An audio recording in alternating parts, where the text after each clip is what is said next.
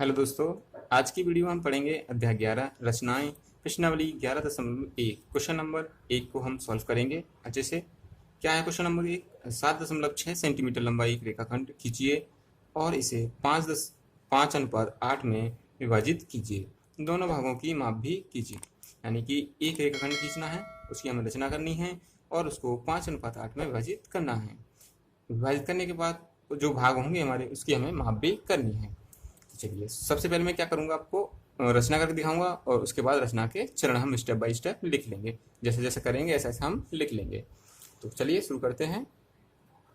देखिए, सबसे पहले हमें क्या करना है, एक 7.6 का रेखाखंड खींच लेना है। ठीक है, तो मैं स्केल से नाप लेता हूँ 7.6।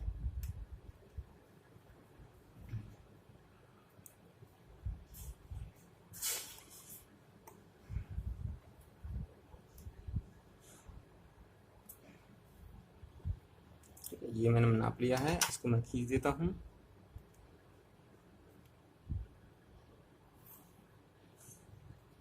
ये हो गया आपका रेखाखंड ए और बी।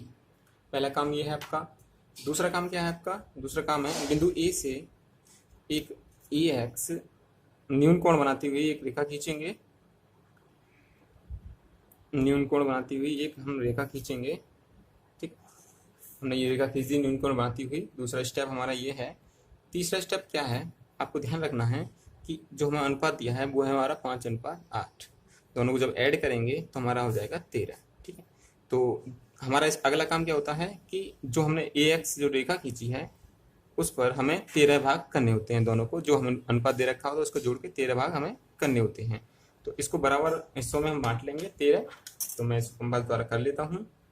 आप भी इसको कर लीजिएगा अच्छे से। एक,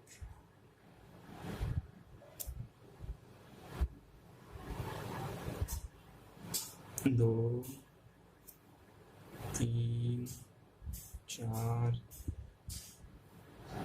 पाँच, 6, 7, 8 और ये अपन 9,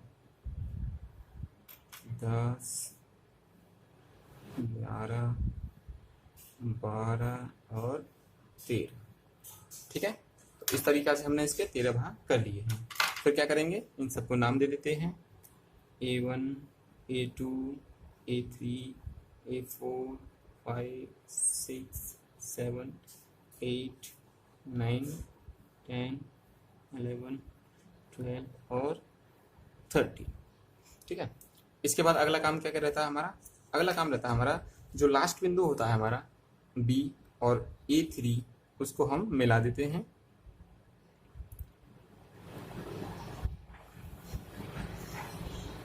ठीक है, मिल गया। इसके बाद क्या करना होता है हमें, इस जो हमारा ये है BA13 13 है ना, BA13 को के समांतर हमें एक रेखा खींचनी होती है। वो रेखा कहाँ पर खींचनी होती है, आपको ध्यान है, मैंने पहले भी बता चुका हूँ कि दोनों अनुपातों में जो अनुपात छोटा होता है उसके अनुपात हम खींचते हैं। ठीक है, तो 5 पे पॉइंट पे खींचेंगे यहाँ पे आके। ठीक है, तो देखिए इसके बिल्कुल पैरेलल खींचनी है, तो इसको आप दूरी समान रखिएगा। ठीक है, मैं इसको बराबर नाप देता हूँ और इसको बराबर ले जाते हुए इस तरीका से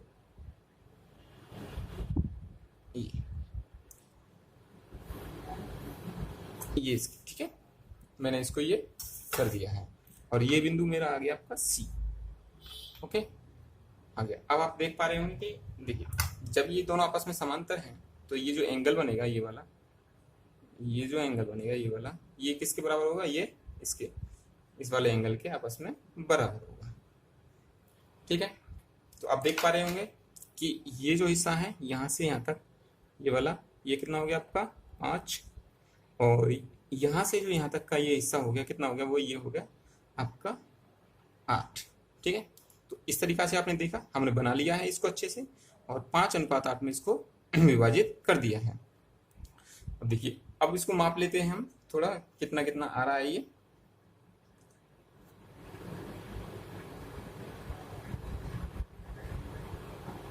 ये आ रहा है 2.9। और आप अच्छे से नाप लीजिएगा थोड़ा सा। ये 2.9 आ रहा है आपका, और ये आ रहा है आपका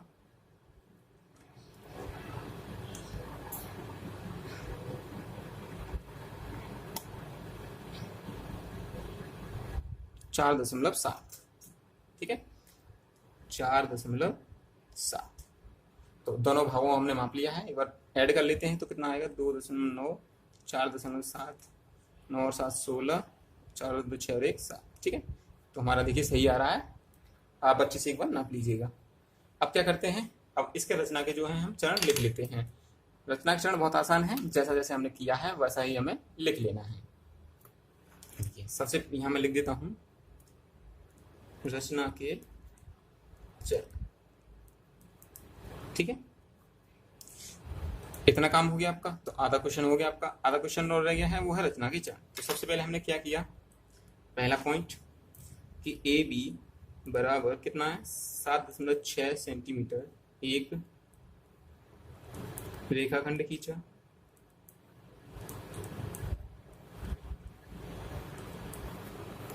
ओके, बहुत आसान, ये तो बहुत आसान है ना। ये तो रचना करना बहुत, रचना करने के बाद इसके जो चरण हैं होते हुए वो उसको लिखना बहुत ही आसान होता है। बस जैसे जैसे आप करते हैं उसको ऐसे लिखना है। दूसरा काम किया था आपने, बिंदु ए से,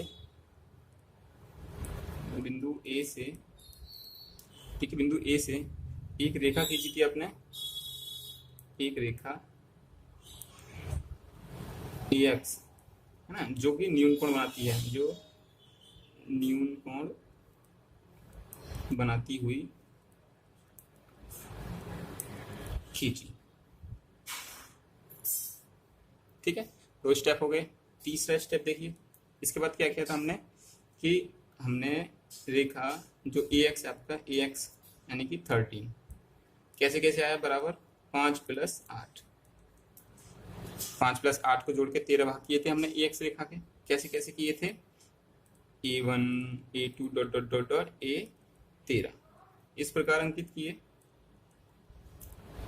इस प्रकार अंकित किए कि, ठीक है, ये जो रेखा है इस पर हमने 13 पॉइंट अंकित किए हैं। कैसे किए हैं कि A1 बराबर A1 A2 है ना, A1 A2 बराबर A2 A3। तो इस तरीका से ये डॉट डॉट डॉट कर दीजिए आप, सारे लास्ट वाला कर दीजिए, इसको आ जाएगा A11 इक्वल टू 11 to 13। ठीक है, तो इस तरीका से ये आपका आ जाएगा। आगे का पॉइंट देख लेते हैं, पॉइंट नंबर 4। इसके बाद क्या किया था हमने, BA13 को मिलाया। वीडियो आपको अच्छा लग रहा होगा तो लाइक कर दीजिए और कमेंट कर दीजिए, और साथ ही चैनल को सब्सक्राइब भी कर दीजिए, मिलाया। ठीक है, 5वां पॉइंट क्या हो गया, अब हमने इसको मिला लिया। अब इसके समांतर एक हमने रेखा खींची, BA13 के समांतर हमने क्या है आपका,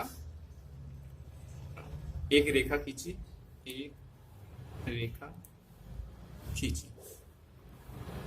ओके, एक रेखा खींच ली हमने जो कि आपकी बिंदु C पर मिलती है, बिंदु C पर मिलती है, बिंदु C पर मिलती है। ठीक है, यहाँ पर मिल गई है बिंदु C और A5 पर, यहाँ ऐसे लिख दीजिए CA5 पर मिलती है।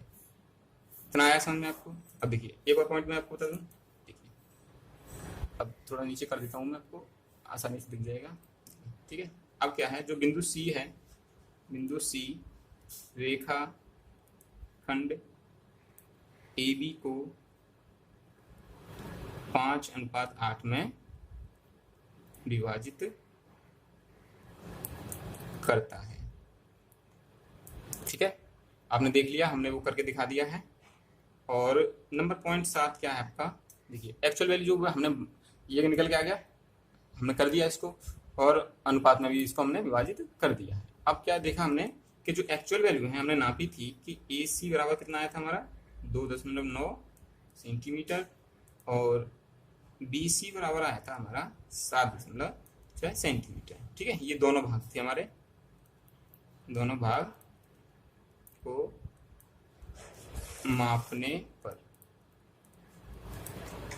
ओके, तो ये हो गया इतना काम, ये हो गई आपकी पूरी रचना। ठीक है, इस तरीका से आप इसको कर सकते हैं। तो और आपने लास्ट स्टेप इसमें रह गया है, इसको लिखने का। तो अतः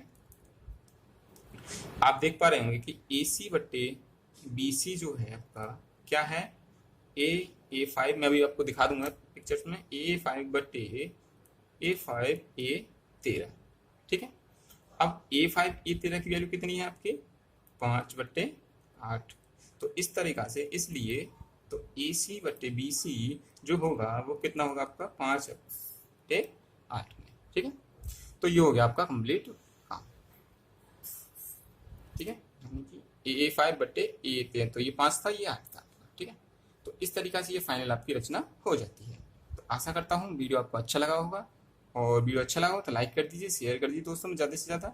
और जैसे अगर अच्छा लगा है, समझ में आया है क्वेश्चन मेरे द्वारा बताया, तो आप कमेंट भी कर सकते हैं। ठीक है, तो चैनल को सब्सक्राइब कर दिए। मिलेंगे अगले वीडियो में, तब तक आप अपना ख्याल रखिए, अच्छे से पढ़ते रहिए।